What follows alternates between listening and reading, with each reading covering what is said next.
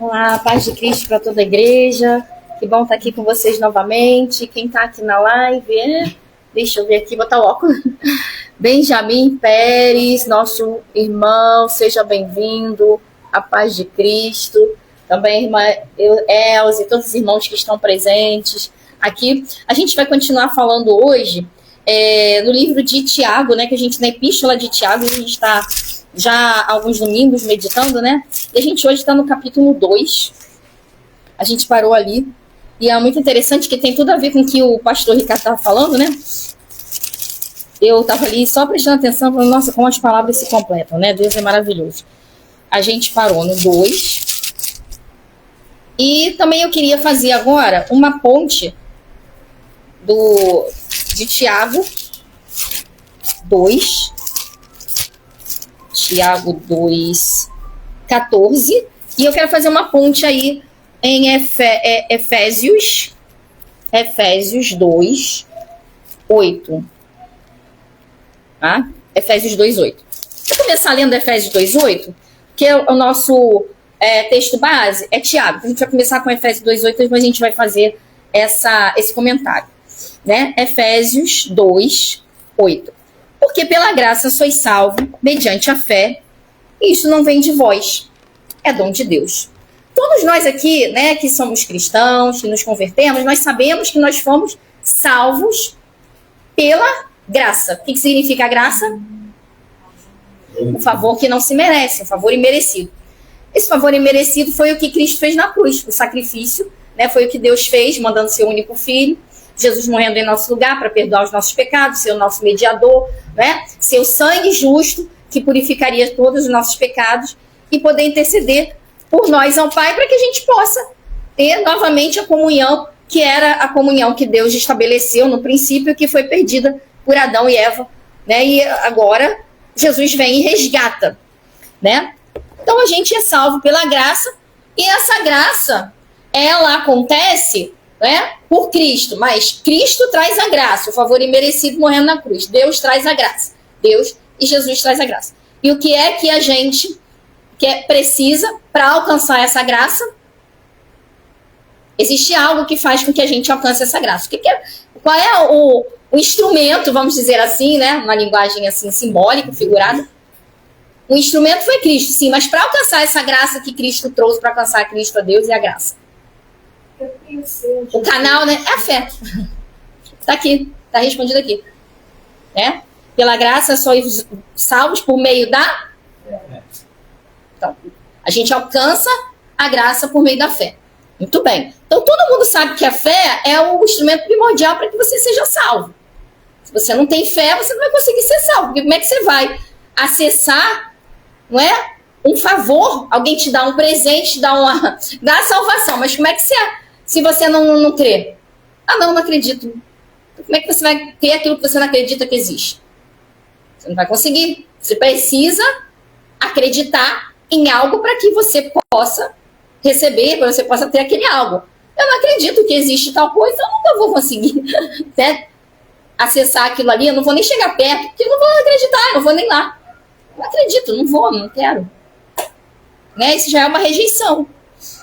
E aí a gente sabe que o apóstolo Paulo, como a gente já bem viu aqui, foi o homem que trouxe, né, a revelação dessa graça, não só para os judeus, mas também para todos nós. Aqueles que até podem ser descendentes de judeus, mas são considerados impuros porque são misturados, ou então para os gentios que nada de judeus têm, e porque não são judeus praticantes, porque não acreditavam, né, na lei de Moisés. E com Jesus veio a graça, e a lei de Moisés foi cumprida, e não é mais pela lei, né, olho mais por olho, nem dente por dente, agora é Cristo para todos, em tudo, em todos, por meio da fé. E aí chega Tiago. E aí uma coisa interessante também é que Tiago, ele escreveu sua epístola, aí os historiadores de 45 e 62. E aí a gente também tem Paulo escrevendo aí por volta de 62. Então, de alguma forma, eles eram contemporâneos, então eles não estavam tão distantes assim, né? Uma epístola não estava tão distante da outra. Eles foram pessoas contemporâneas. E aí eu chego aqui em Tiago, que é irmão de Cristo, aquele líder que foi levantado para escrever primeiro para as 12 tribos de Israel, como a gente sempre está repetindo aqui. Ele estava escrevendo primeiro aos judeus. né? O irmão de Jesus que não acreditava, mas depois se tornou um dos líderes da igreja. Quando viu Jesus, seu irmão ressuscitado, ele creu que ele era o Messias, e ele começa então a ser um dos líderes, e foi um dos que mais teve, mais ensinou o evangelho prático, na prática, assim. Ele levava assim o prático, do dia a dia. Paulo também, mas Paulo ele ficava também muito na discussão teológica, ele ia muito fundo nas doutrinas, né? E já Tiago, ele pegou bem prática, foi bem, assim, bem de exemplos mesmo, mais exemplos assim, do dia a dia. E aí a gente chega lá no 2, no 14, que a gente parou, a gente fala o seguinte, e ele fala o seguinte pra gente. Meus irmãos, qual é o proveito se alguém disser que tem fé, mas não tiver obras? Acaso semelhante fé pode salvá-lo? E aí a coisa parece assim, gente, mas será que um diz uma coisa e outro diz outra? Não tá meio... Parece paradoxal. Primeiro vem Paulo e diz, pela graça sois salvos por meio da fé e não por obras. E aí vem Tiago e fala, mas só pela fé você pode ser salvo? Só a fé pode salvá-lo? Se não tiver obras? Mas peraí, quem que estava falando a verdade? Era Paulo ou é Tiago? Na verdade, ambos estavam querendo dizer a mesma coisa, só que um estava mostrando um lado desse processo de salvação e viver Cristo, e outro estava mostrando um outro aspecto. Eles estavam se completando. Sabe, Deus, ninguém é perfeito. Você não vai nunca saber tudo, nem tá dominando tudo. E sabe o que é a maravilha de Deus? É que Deus mostra isso para que ninguém se ache autossuficiente. Paulo era um homem sábio, que ele foi até ele foi até o 7º céu, ele viu revelações que ele não pôde nem contar. Era um homem cheio da sabedoria, ele escreveu praticamente entre 12 e 13 epístolas. E Tiago, ele foi irmão de que ele conhecia Cristo, assim, de viver com ele. Ele viu Jesus crescer. Depois ele era judeu, um homem letrado assim, nas escrituras, um rabino. E aí a gente vê ele aqui, agora como cristão, né, como messiânico. E aí a gente vê ele falando uma coisa e Paulo falando outra. Mas por que Deus faz isso? Porque Deus usa os seus filhos para completar um ao outro. O que você não tem, Deus vai usar o outro para completar. Entendeu? O que Paulo, às vezes, ele deixou ali, falou não está errado, é o certo, é graça, é isso mesmo, é fé, é pela fé que você é salvo. Se você não tiver, você não vai ser salvo. Mas vem, Tiago até antes, Tiago já tinha deixado bem claro que a fé sem a obra é morta. E sem fé você não pode ser salvo, então tá tudo certo. Porque é a fé que movimenta. O que é fé? A fé é o combustível.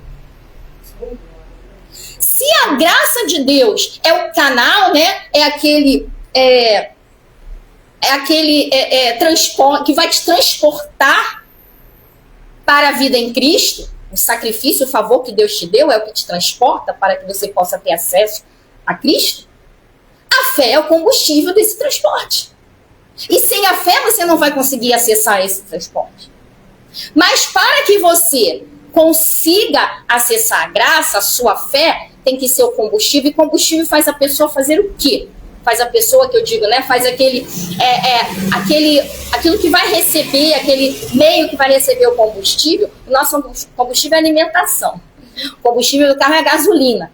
Põe em movimento. Então, não posso dizer que uma pessoa está cheia de fé se ela não é movimentada por essa fé, porque a fé é um combustível que te vai fazer tomar atitude, ou seja, fazer coisas. E o que é fazer coisas? Obras.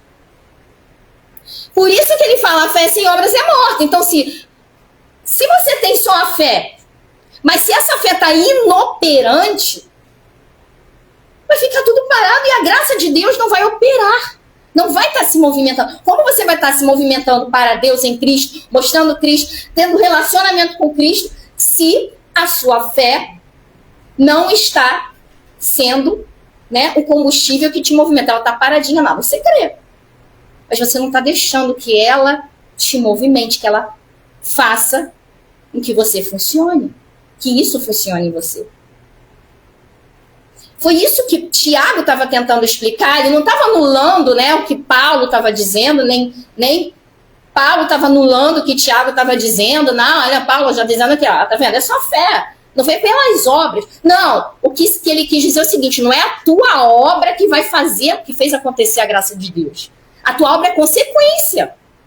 É o contrário. É a tua fé. É pela fé. Não, senão você ia achar que a tua obra é que te salvou. Mas a tua obra vai acontecer como consequência. Aí dizia Tiago aqui, na epístola. Aí quando a tua fé se torna operante, ela te faz fazer algo. Ela te põe em movimento e você começa então a viver aquilo que a graça te traz. Salvação é dinâmica. Salvação não é para ficar parado. Porque se só Jesus, por exemplo, né, quisesse nos dar salvação e ele ficasse parado só olhando, e não tivesse todo aquele plano, não colocasse o plano de Deus em ação, o homem tinha se perdido. Ele precisa ouvir, executar o plano de Deus, fazer tudo, né, morrer por nós. E aí chegou a parte do homem. A parte do homem é crer. E esse crer implica, né, é ter a fé. Eu creio. Ali começou tudo. Mas esse crer e essa fé, não é? Quando a gente crê, ela implica o quê?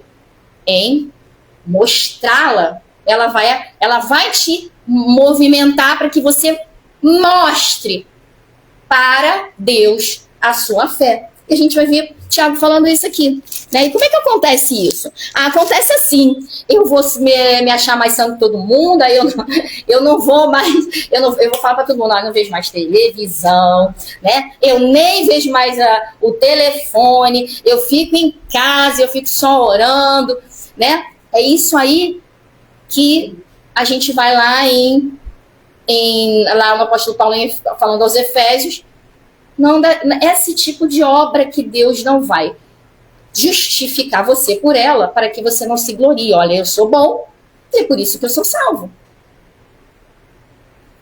Então é porque eu dou muita esmola, eu sou uma pessoa bondosa. Esse tipo de obra realmente demonstra o teu amor.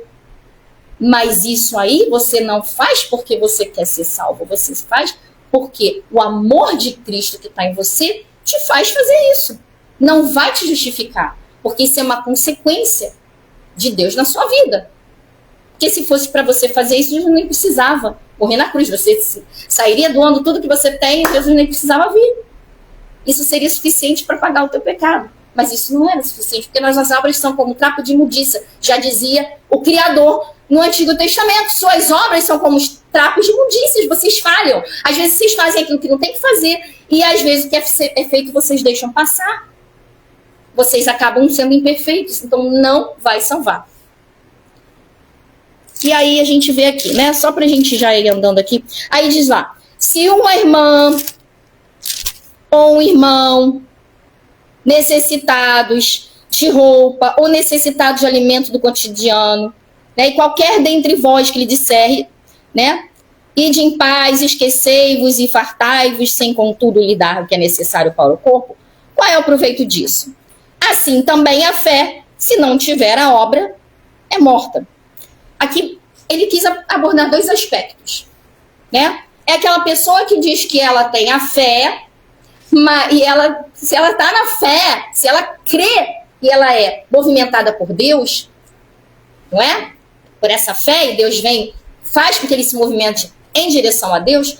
Diga-me com quem tu andas e eu te direi quem és. A fé veio, te botou em movimento, foi o teu combustível, te levou para perto de Deus. Você está perto dele, agora você tem contato, comunhão com ele. Tem cabimento você andar com uma pessoa e você não tem nada a ver com ela? É muito estranho, porque até os discípulos, quando andavam com Cristo, eles muitas vezes, né, até quando estavam querendo aprender Jesus, eles ficavam com medo porque a tua fala, chegavam para ele e falavam, a tua fala te denuncia. Pedro, no dia que Jesus foi preso, ele estava aterrorizado, ele tentou fugir, mas aí ele parou para falar, ele falou, mas vem cá, tu é um deles. Ele, não, eu não sou não. Começou a negar. Jesus tinha avisado. Mas o teu jeito de falar. Então, quando a gente está perto de Cristo, é a mesma coisa quando você anda muito com uma pessoa, você acaba pegando até os trejeitos, as formas, né? Aí você acaba lembrando alguma coisa dela, de tão próxima, né? De tanto que você está em contato, alguma coisa, o relacionamento, ele tem esse poder de influenciar a vida das pessoas. Você vê que muita gente boa, às vezes, começa a andar, né? Muitos jovens que são criados bem e tudo, começam a andar com mais companhias e acabam padecendo coisas que não eram, e mudando, e, né? Às vezes até sofrendo coisas que não era para sofrer. Isso também é o contrário. Quando você começa a andar com uma pessoa que tem uma índole boa, você vai ser afetado por isso, de alguma forma. Então, como é que a minha fé que me movimentou e me bota em relacionamento com Deus, se Deus é amor, e se eu ando com Ele, como que eu não vou ser afetado por esse amor que eu digo creio, que eu recebi pela graça, né? Se eu não sinto este amor por aqueles que Deus ama. Claro que eu não vou sentir como Deus, mas alguma coisa vai respingar em mim, não vai? Se o Espírito de Deus está em mim, se eu estou com Ele, se eu ando com Cristo agora, né? Se eu fui salvo, então, o que adiantou eu crer em Jesus e eu não andar com Ele? É isso que ele quis dizer. E eu não sofrer alguma modificação, uma transformação por eu estar junto com Ele. Porque crê, diz Tiago, até o diabo crê e estremece. Eu posso saber que uma pessoa existe, mas se a minha fé não for suficiente, né, para eu querer estar com aquela pessoa, para eu querer, né, mostrar para ela que eu quero estar com ela, para que vai servir? É isso que Tiago quis dizer. E aí, isso a gente vê muito hoje em dia, nesse evangelho que muitas vezes é pregado em alguns lugares, não estou dizendo em todos, mas quantas vezes a gente vê pessoas que entram em grandes congregações, com pessoas até famosas, e às vezes entram lá necessitadas, e saem mais necessitadas ainda, porque além dela chegar necessitada, ainda tiram dela um pouco que ela tem. Vem, dá o teu todo, coloca aqui no altar. Ou seja, o altar é lugar de morte. Mata aqui, o único que tu tem, acaba, elimina tudo. Você vai morrer de fome. Na verdade, o altar já foi. O altar foi quando Jesus foi à cruz. Morreu ali. Hoje, o altar é o nosso. Nós somos o templo do Espírito Santo. Né? Aí lá dentro tem que morrer o velho homem. Aí vem, não, bota aqui, vem, bota o teu Isaac. Como se pudéssemos comparar o Isaac a dinheiro. Alguém vai comparar a sua vida com seu filho? Como a gente vai comparar isso? E pessoas usam essas estratégias, pegam palavras da Bíblia e distorcem, faz acima, sabe? E consegue. Eu não sei que tipo de exegese que eles estudaram, que eu realmente não entendo. São estratégias carnais e humanas para usar, né, da lábia. Eu vou falar assim, eu ia falar, o dom da palavra não é lábia já, para mim, o dom da palavra é outra coisa. Para convencer e para tirar algum benefício. Quando é justamente o contrário. Cristo nos chama para que a gente, né, receba o favor merecido. Aí passamos a andar com Ele. E aí sim, Ele vai nos afetar a ponto de que, o que Ele falou? Aquele que está em mim, as mesmas obras fará, e até maiores. Olha aqui, é isso que Tiago quis dizer. Não é que essa obra vai te salvar, mas aquele que está com Ele, meu irmão, vai fazer a obra dele. Que Ele deixou para que nós andássemos nelas. E a que tipo de obra é essa, né? E qualquer que dentre vós em paz, né? Aí chega ali o irmãozinho, né? Que tá ali necessitado. Irmão, tô precisando, tô com fome, não sei o quê. Quando é verdade, a gente tem que ter um espírito de discernimento, porque também existe muita gente hoje querendo tirar proveito, a gente sabe disso. Aí entra aquela, né? Que a gente já estudou aqui, do discernimento. A gente pede muitos dons. Eu quero ter o dom disso, dom é bom. Dom é bom. Só que um dos que mais a gente precisa num tempo de apostasia hoje é discernimento. E o discernimento não é preconceito. Discernimento não é você querer, né, condenar todo mundo, não é isso não. É outra coisa, você pedir o Espírito Santo para você conseguir observar até onde você pode ir com uma pessoa e até onde você tem que limitar aquilo ali. Não bani-la, mas não deixar que ela, né, engane. Então, ali diz o seguinte, né, que você deve vestir, sim, aquele que chega necessitado. E quantas igrejas grandes a gente tem visto fazer isso? Tem umas que fazem muito. E fazem muito, assim, mas faz muito. E pega carros. Mas já parou para pensar que eles fazem aquilo? O próprio, às vezes, sacrifício único que as pessoas vão lá e muito mais eles arrecadam e faz assim uma coisinha para dizer que fez, não é? Então, ó, arrancando a lã da ovelha e faz uma coisinha. Isso aquilo ali não foi nem... Podia fazer muito mais. É tipo, eu faço isso, aí justifica tanto isso aí que eu tenho esses impérios todos que eu construo indevidamente.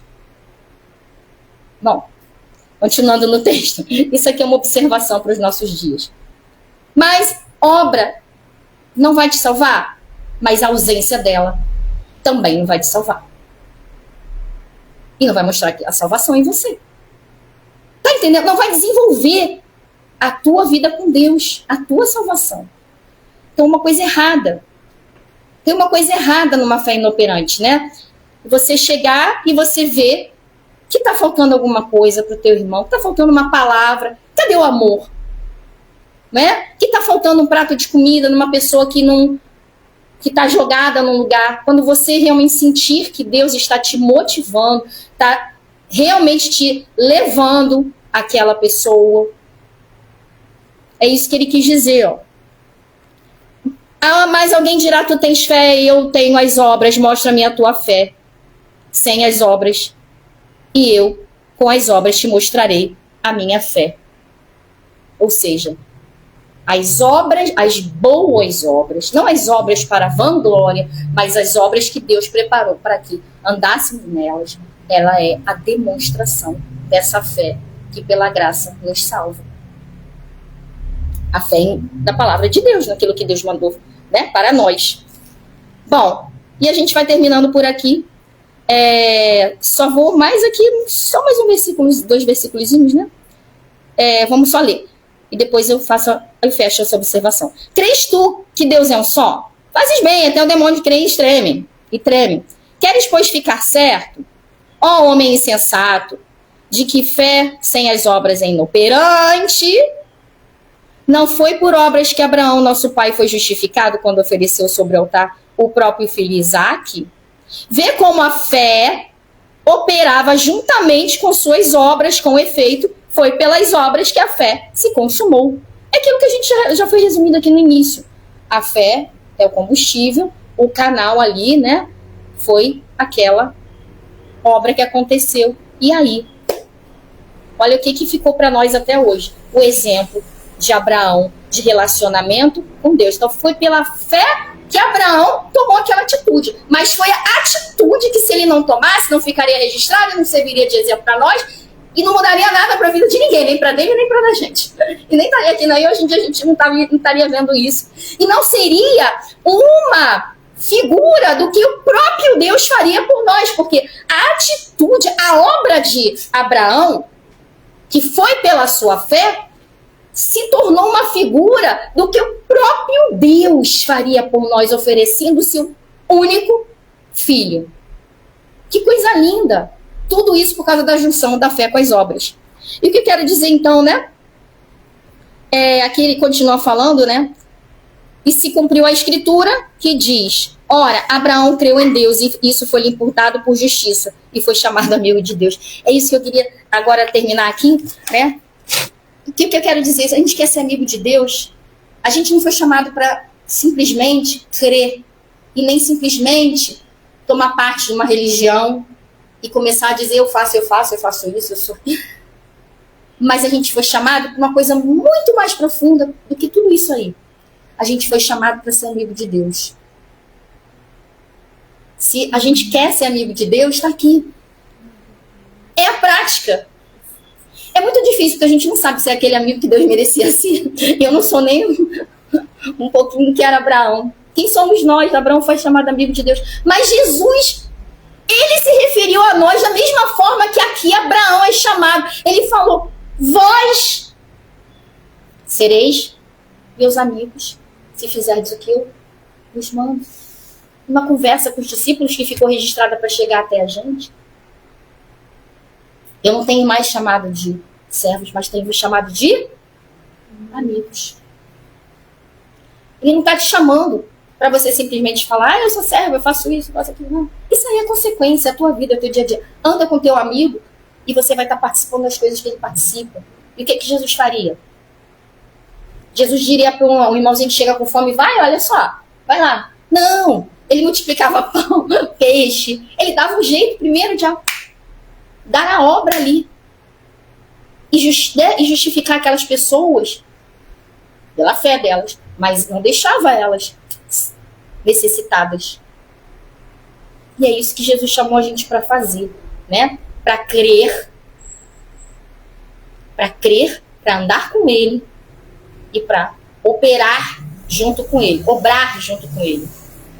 Muitas vezes nós somos muito falhos, por isso que Deus ele pega alguém que aqui, né, eu consigo fazer isso, mas eu sou limitada, então ele vai me pôr do lado de outra pessoa que já consegue fazer outra coisa, que traz outro que faz outra coisa, e por isso aquela questão do corpo, né, e dos membros, cada um vai fazer algo, e aquilo que falta em mim, que muitas vezes vai, né, não vai ser uma obra perfeita, mas aquilo que estiver faltando em mim, a tua fé vai movimentar você a fazer para completar, para que a obra de Deus aconteça, né? No dia a dia. Eu quero... Valéria. Bendiciones, Valéria. Seja bem-vinda. Sim, que Deus te bendiga. Então, eu gostaria de terminar aqui. E na próxima semana a gente vai continuar meditando aqui no livro de Tiago, né? Nessa epístola tão importante, né?